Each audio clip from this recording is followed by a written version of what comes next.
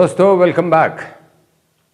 मैं आपको शुरू से बता रहा हूं कि मैं कई चीज़ों को बार बार दोहराता जाऊंगा, इसलिए एक दफ़ा फिर बता रहा हूं। मेरा जो सिद्धांत सहज पके सो मीठा होए, वो मैं इसलिए कह रहा हूं। शुरू में हमने पार्ट्स ऑफ स्पीच विन्यास जो होते हैं, जो शब्द रचना में काम आने वाले शब्द होते हैं, उनके अलग अलग नाम होते हैं, उन्हीं को हम विन्यास कहते हैं या पार्ट्स ऑफ स्पीच कहते हैं। अब इन पार्ट्स ऑफ स्पीच को हमें प्रयोग करना है और उन्हीं को बुनकर हमें एक वाक्य बनाना सीखना है। तो आज देखते हैं कि कितनी प्रकार के वाक्य होते हैं। मेरी एक आदत है कि मैं सबसे पहले ये बताता हूं कि आप ये जो सीख रहे हैं वो क्यों सीख रहे हैं, तो आपको समझना ये आसान हो जाता है। अलग अलग तरह के वाक्यों को सीखने का कारण ये होता है कि किसी में क्रिया जो है, क्रिया का क्रम अलग होगा, किसी में शब्दों का क्रम जो है वो अलग हो जाएगा, किसी में सब्जेक्ट ही नहीं होगा, होगा तो सही लेकिन वो आपको नज़र नहीं आएगा, और कई जगह पर तो कोई ना क्रिया होगी, ना उसका कोई व्याख्यान होगा, ना कोई संदेश हो। संदेश तो ज़रूर मिल जाता है लेकिन बस एक आधे शब्द का भी वाक्य होता है। चलो आइए देखते हैं कि हमारे वाक्य कितने प्रकार के होते हैं। जैसा मैंने पहले भी बता चुका हूँ, वाक्य छोटे और बड़े होते हैं। कभी हम अपनी सिर्फ बात को कहते, साधारण बात को कहते हैं, कभी हम कुछ जानना चाहते हैं, और कभी हम किसी को आदेश देते हैं, और कभी कभी हम अपनी भावनाओं को प्रकट करते हैं। इस प्रकार से वाक्यों के क्रम में सबसे पहले है असर्टिव और डिक्लेरेटिव सेंटेंस, साधारण वाक्य। साधारण वाक्य का मतलब यह है कि वाक्य जो है कर्ता से शुरू होगा, उसके बाद क्रिया आएगी और आपको स्पष्ट संकेत मिल जाता है। जैसे रचना हमारा सब्जेक्ट है और एक छात्रा है हमारा, इनके अंदर कोई हमें किसी तरह की कठिनाई नहीं आई है, हमारी क्रिया है। रचना इज ए स्टूडेंट। यहां पर साथ साथ में मैं इसलिए बताना चाहता हूं क्योंकि आपके दिलो दिमाग के ऊपर ये बैठ जाना चाहिए कि अंत में आने वाले शब्द से कभी तो उसका अनुवाद उसके अनुसार होगा। जैसे यहां पर हुआ, रचना एक छात्रा है, तो है कि इंग्लिश इज हुई और केवल एक शब्द आया।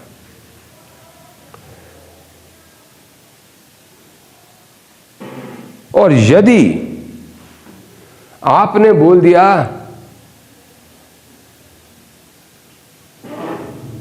अनिकेत स्कूल जाता है, तो तब आप है कि अंग्रेजी इज नहीं लगा सकते, क्योंकि मैंने शुरू में आपको विषमताएं बता दी थी। एक दफा फिर उसी बात को दोहरा रहा हूं कि वाक्य के अंत में आने वाले शब्द से गुमराह होकर क्रिया का चयन नहीं करना है। अब हम आए, अर्चना स्कूल जा रही है। बड़ा सिंपल सा सेंटेंस है, हमारा सब्जेक्ट है, नाउन है एक, और जा रही है। अर्चना इज गोइंग टू स्कूल।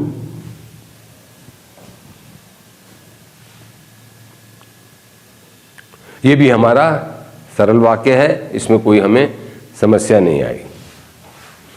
अच्छा, यहां पर आकर आप मेरे से भी सवाल कर सकते हो कि सर अभी तो आपने बोला था कि अगर है हो और अन्य क्रिया शब्द हो तो आप वहां पर इज नहीं लगा सकते, यहां तो लगा दिया आपने। वो अब इसके बाद आने वाला है कि कुछ एक वाक्यों में कुछ विशेष नियम लागू होते हैं और दूसरों में नहीं होते।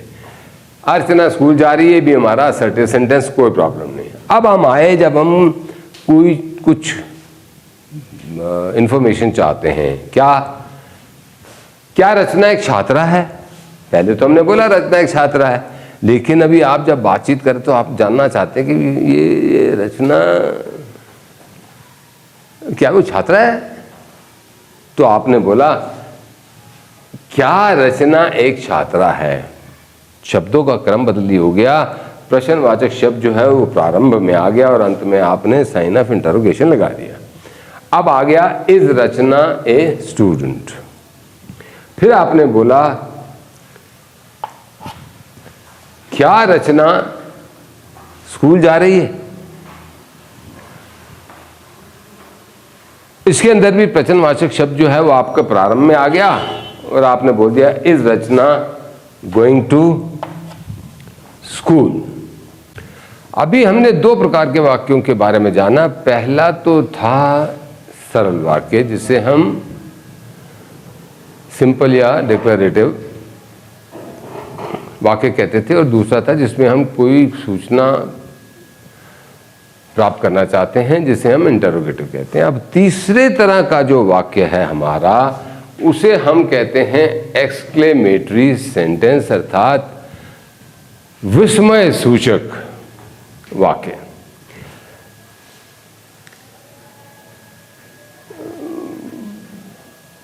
हम बहुत दफा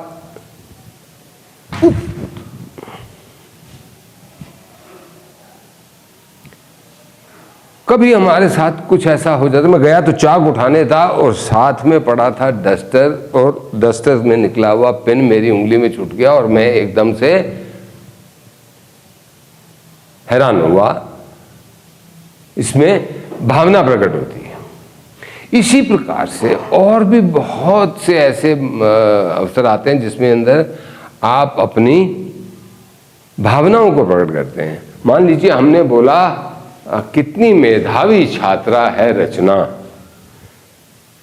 आप अपने भाव प्रकट कर रहे हैं कि देख करके यार देखो कितनी मेधावी है। उसको हमने बोला what a promising student Rachna is. इसी प्रकार क्या शॉट मारा है,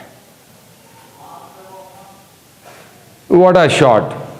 मैंने आपसे बोला था कि कुछ ऐसे वाक्य होंगे जिनके अंदर आपके क्रिया विक्रिया कोई काम नहीं करेगी।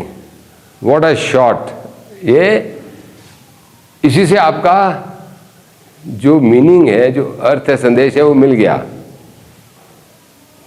तो अगर ग्रामेटिकली आपको बोलना पड़ेगा तो आप बोलोगे what a shot it is. पर व्हाट अ शॉट बोलने से भी आपका संदेश जो है वो आ गया।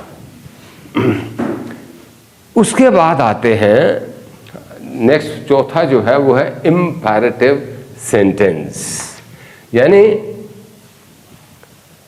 आदेशात्मक अथवा अनुरोधात्मक। जब आप किसी को कोई आदेश देते हो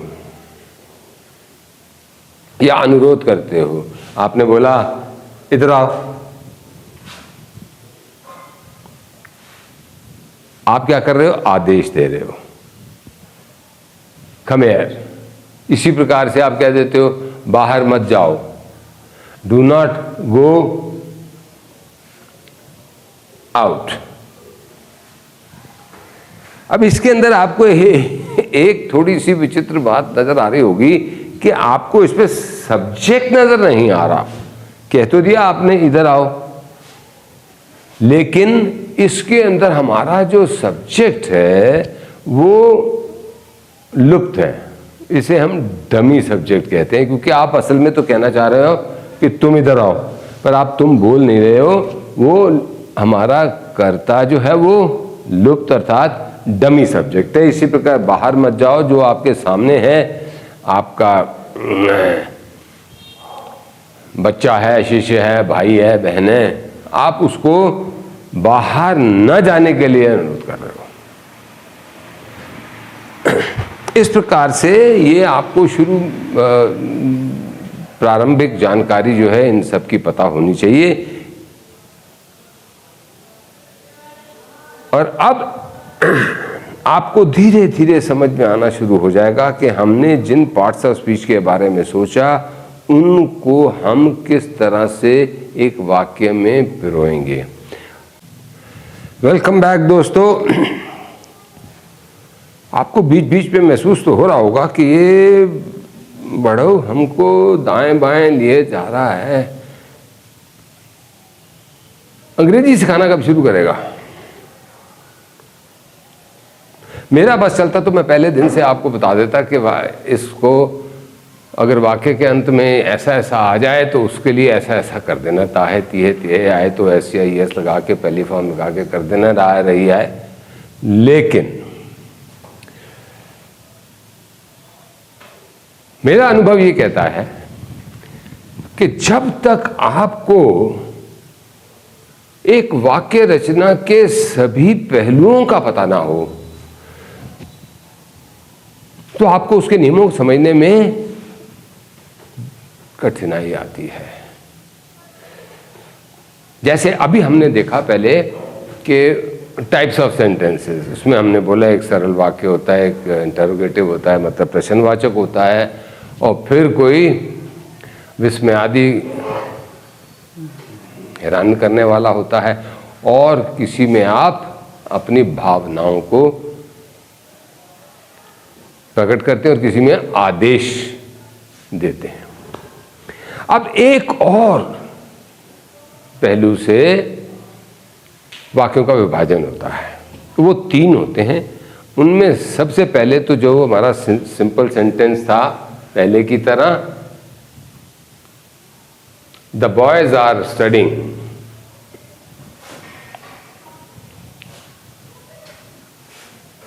लड़के खेल रहे हैं। The girls are playing, sorry the boys are studying, लड़के तो पढ़ाई कर रहे हैं, और द गर्ल्स आर प्लेइंग, लड़कियां जो हैं वो खेल रही हैं। अब ये अलग अलग जो 2 वाक्य थे, 2 अलग संदेश दे रहे थे, लेकिन अगर इनको इकट्ठा कर दिया जाए और उनके साथ में एक कंजंक्शन डाल दिया जाए या कनेक्टिव डाल दिया जाए तो आपका जो वाक्य है वो मिश्रित हो जाएगा, यानी उसमें 2 संदेश आप एक ही बार में। यहां तो आपने 2 बार में कहा the boys are studying, the girls are playing, आपने बोला सिंपल सेंटेंसेस है, लेकिन आपने जब इनको जोड़ दिया तो इसका मतलब है 2 संदेश आपने एक ही वाक्य के अंदर दे दिए, और आपने कह दिया the boys are studying and the girls are playing. इसे हम कंपाउंड सेंटेंस अथवा मिश्रित वाक्य कहते हैं। और तीसरी तरह का जो हमारा वाक्य होता है कॉम्प्लेक्स सेंटेंस, जिसे हम जटिल वाक्य कहते हैं। जटिल वाक्य इस कारण से कहना पड़ता है कि उनमें शुरू के जो एलिमेंट्स होते हैं या शुरू का जो भाग होता है वो आगे वाले भाग के साथ जुड़ा रहता है।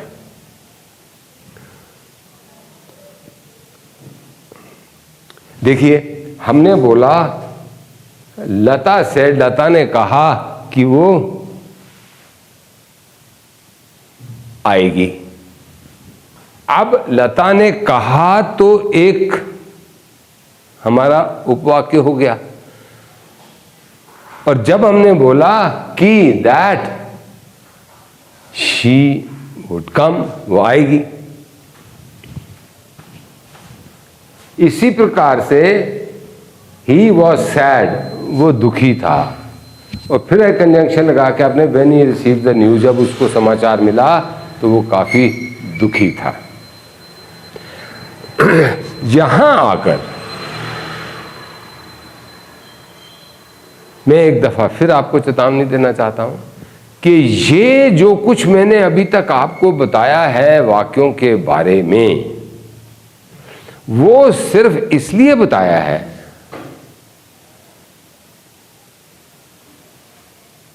कि आप किसी भी स्टेज के ऊपर चकित ना हो, आपको पता हो कि हाँ यार, एक तो वाक्यों का विभाजन इस प्रकार था और दूसरा विभाजन वाक्यों का इस तरह से है।